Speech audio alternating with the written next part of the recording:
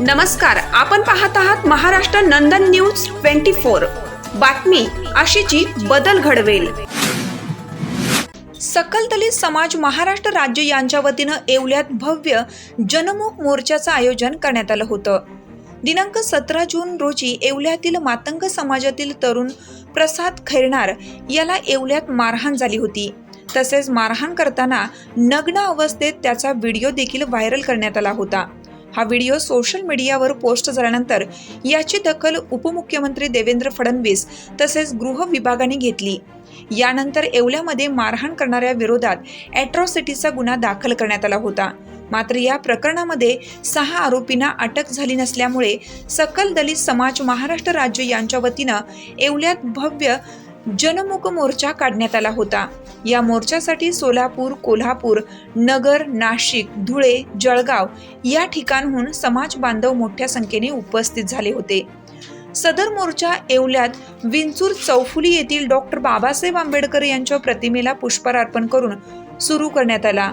मोर्चाचा समारोप येवला तहसील कार्यालय येथे तहसीलदार आबा महाजन यांना लेखी निवेदन देऊन करण्यात आलं।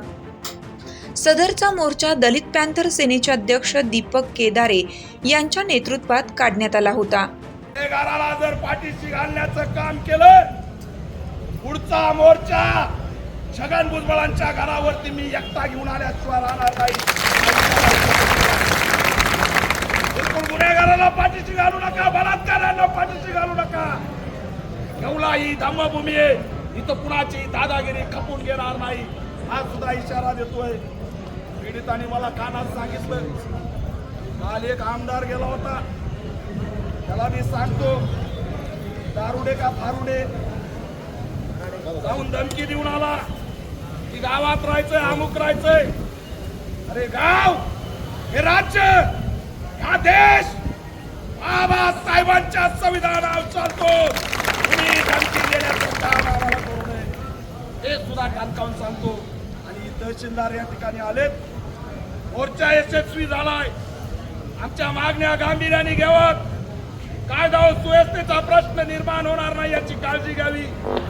आमच्या तरुणाचं शिक्षण मोफत झालं पाहिजे, त्याला सरकारी नोकरी दिली पाहिजे, त्याचं पुनर्वसन झालं पाहिजे आणि या कुटुंबाला सुद्धा 50 लाखाची मदत झाली पाहिजे आणि सर्व आरोपी अटक झाले पाहिजे। एवढंच नाही, याच्यात तिथं PI साहेब आहेत, अल्पवयीन तरुण आहे, त्याच्यात पोक्सोचं कलम सुद्धा यात झालं पाहिजे हे सुद्धा या माध्यमातून सांगतो। आणि फास्ट ट्रॅक कोर्टाच्या माध्यमातून आमच्या प्रसादला न्याय मिळाला पाहिजे असं असणारं आव्हान करतो आणि इथे थांबतो। जय भीम, जय भारत। आज आक्रोश मोर्चाच्या माध्यमातून येवल्यामध्ये प्रसाद खैरनार यांच्यावर जो अनियमित अत्याचार करण्यात आला, त्या अत्याचाराच्या प्रशासनाला जाब विचारण्यासाठी या प्रकरणामध्ये कार्यवाही करण्यासाठी दिरंगाई जाणीवपूर्वक केल्या जाते आहे।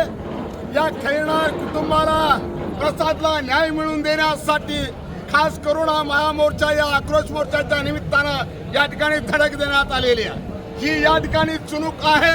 या संपूर्ण आंदोलनकर्त्यांच्या माध्यमातून मी मीडियाच्या माध्यमातून शासनाला सांगू इच्छितोय, प्रसाद खैरनारच्या प्रकरणामध्ये उचित न्याय जर मिळाला नाही, आरोपींच्या विरोधात तात्काळ पोस्को दाखल झाला नाही, या परिवाराला 50 लाख रुपयाची आर्थिक मदत मिळाली नाही, या परिवाराला मूलभूत नागरी सुविधा जर मिळाला नाही, तर नाईलाजानं हा संपूर्ण आंदोलन करता आज जसा येवल्याच्या तहसीलवर तुम्ही पाहिलेला आहे, तसा या राज्यातल्या सर्व रस्त्यावर उतरल्याशिवाय राहणार नाही। कायद्याला आणि कायद्याचा सन्मान करून येणारं आंदोलन करता रस्त्यावर कायदा हातात घेतल्याशिवाय राहणार नाही। इथल्या राज्यकर्त्यांना आव्हान मध्ये इशारा देतोय की तात्काळ या ठिकाणी प्रसादच्या परिवाराला प्रसादला न्याय द्या, अन्यथा या संपूर्ण आंदोलनकर्त्यांच्या माध्यमातून या महाराष्ट्राच्या विधान भवनामध्ये हा लौह सैनिक घुसल्याशिवाय राहणार नाही।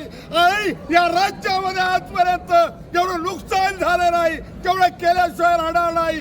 साताऱ्याचं प्रकरण असू दे, चांदूर रेल्वेचं प्रकरण असू दे, या ठिकाणी येवल्याचं प्रकरण असू दे, संपूर्ण महाराष्ट्रामध्ये अनुसूचित जाती जमाती डोळे लावून बसलेला या ठिकाणी पुरोगामित्वाची नौटंकी करणाऱ्या शासनाला आम्ही या आंदोलनाच्या माध्यमातून इशारा देतोय.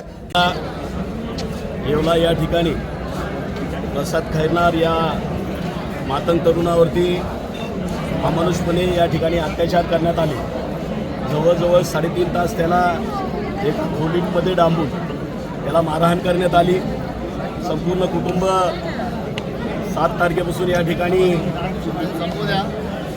या प्रशासनाकडे आपल्या न्यायाच्या संदर्भात यामध्ये सातत्याने पोलीस अधिकाऱ्यांकडे फिरत असताना मात्र दुर्दैवाने अद्यापही प्रसादला या ठिकाणी न्याय मिळत नाही.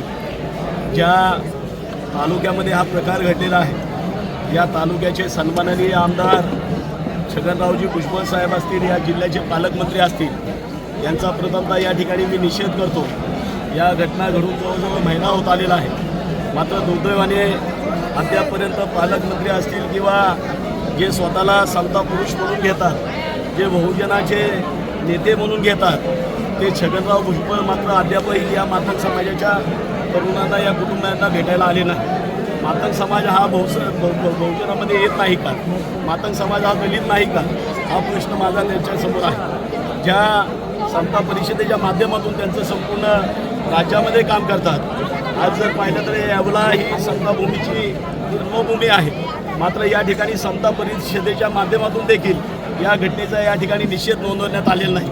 ही घटना जी घडलेली या माध्यमाला काळिमा फासणारी अशी घटना घडलेली असताना इथलं शासन देखील या ठिकाणी या समाजाला न्याय देत नाही. निश्चित या ठिकाणी मातंग समाज याचा आक्रोश आज या ठिकाणी येवला तहसील कार्यालयावरती व्यक्त केलेला आहे.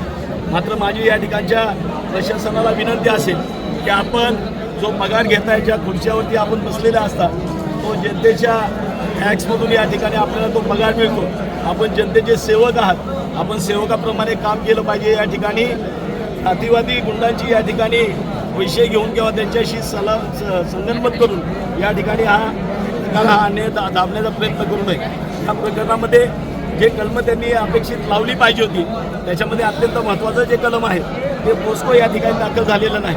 माझी मीडियाच्या माध्यमातून सरकारला आणि इथल्या राज्यकर्त्यांना देखील विनंती असणार आहे की तुम्ही आता येणाऱ्या विधानसभेला मांगवड्यामध्ये येणार आहात. त्या ठिकाणी मांगाची मतंसुद्धा आपल्याला लागणार आहेत. मात्र येत असताना आपण ह्याचा देखील विचार केला पाहिजे की मातंग समाजावरती होणाऱ्या अन्याय अत्याचाराच्या प्रश्नावरती आणि मातंग समाजाच्या विकासाच्या प्रश्नावरती आम्ही आजपर्यंत काय केलंय याचा सुद्धा लेखाजोखा घेऊन त्यांनी मांगवड्यात यावं. अन्यथा मांगवड्यातला आमचा तरुण आणि तरुणी या ठिकाणी इथल्या राज्यकर्त्यांना चप्पल दाखवल्याशिवाय या ठिकाणी स्वस्त बसणार नाही. घटना घडली होती आणि आपण जो व्हिडिओ ट्विट केला यानंतर सगळ्या हालचाली झाल्या. आज हा मोर्चा निघलाय. ती नेमकी काय मागणी आहे आणि आता प्रशासनाला आपण कशाचं निवेदन दिलं? 17 वर्षीय अल्पवयीन मातंग समाजाच्या दलित तरुणावर या ठिकाणी जातीयतेतून हमला झालेला आहे. 3.5 तास अमानवीय अत्याचार त्याच्यावरती करण्यात आले. आम्ही आवाज उठवल्यानंतर याच्यात गुन्हा दाखल झाला, पण त्याच्यामध्ये संशय हा आहे की ॲट्रॉसिटीचं कलम आधी लागलं नाही. त्याच्या आईला सुद्धा मारहाण झाली, 354 दाखल नाही. आम्ही आवाज उठवल्यानंतर ते कलम ॲड झालं. आज 6 दिवस झाले तरी जवळपास जे सगळे आरोपी ते अटक होत नाही. एक आरोपी अटक केला, रात्री दबाव आणला म्हणून पुन्हा 2 अटक केले. हे आरोपी सगळे का अटक होत नाहीत हा आमच्यासमोर प्रश्न आहे. ही घटना 16 जूनला घडलेली असताना 6 जुलैपर्यंत शांत का बसले हे सुद्धा आमच्या पुढे या ठिकाणी प्रश्न आहे. त्याच्यामुळे गुन्हेगार कुठंतरी राजकीय वरद हस्ताच्या छायेखाली वावरत आहेत असं या ठिकाणी दिसतंय आणि ते राजकीय वरद हस्त ही घटना दाबण्याचा प्रयत्न करतायत. आज तहसीलदार कार्यालयावरती आम्ही मागण्या घेऊन दलित बचाव मोर्चा घेऊन आलेलो आहेत. यामध्ये अनुसूचित जाती जमातीचे सर्व पक्ष संघटना आहेत आणि राज्यभर अनुसूचित जाती जमातीचं समग्र अस्तित्व या राज्य सरकारच्या कार्यकाळात धोक्यात आलेलं आहे. गृहमंत्री देवेंद्र फडणवीस एकाही दलित अत्याचारावरती बोलायला तयार नाहीत. एवढ्या दिवस झालं अधिवेशन सुरू आहे, कुणीही दलित अत्याचाराची साधी भूमिकासुद्धा अधिवेशनात मांडलेली नाही.